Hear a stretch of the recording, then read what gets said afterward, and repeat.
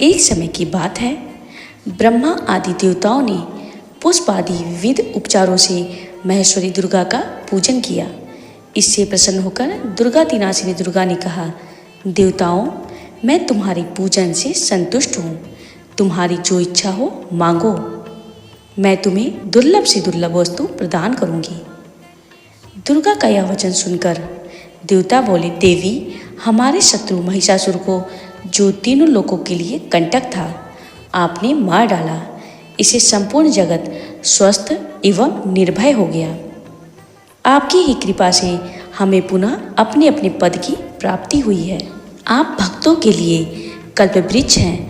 हम आपकी शरण में आए हैं, अतः अब हमारे मन में कुछ भी पाने की अभिलाषा शेष नहीं है। हमें सब कुछ मिल गया है, तथापि आपकी आज्ञा है, इसलिए हम जगत की रक्षा के लिए आपसे कुछ पूछना चाहते हैं।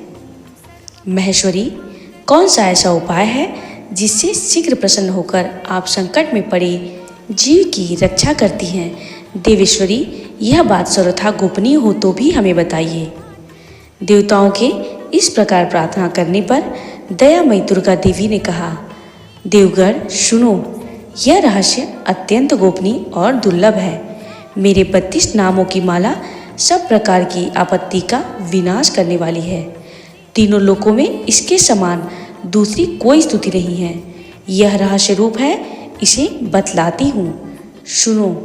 दुर्गा दुर्गति शमनी, दुर्गा पद्विनिवारिणी, दुर्गमच्छेदिनी, दुर्ग साधिनी, दुर्ग नाशिनी, दुर्गदोद्धारिणी, दुर्ग निहंत्री, दुर्गमापहा, दुर्गम ज्ञानदा, दुर्ग दैत्य लोकदवारणा, दुर्गमा, दुर्गमालोका, दुर्गमात्मा स्वरूपिणी, दुर्गमार्गप्रदा, दुर्गम विद्या, दुर्गमाश्रिता, दुर्गमज्ञान संस्थान, दुर्गमध्यान भाषिनी, दुर्गमोहा, दुर्गमगा, दुर्गमार्थ स्वरूपिणी, दुर्गमासुरसहंत्री, दुर्गमायुधधारिणी, दुर्गमांगी, दुर्गमता, दुर्गम्या, दुर्गमेश्वरी, दुर्गभीमा, दुर्गभामा, दुर्गभा, दुर्गदारिणी।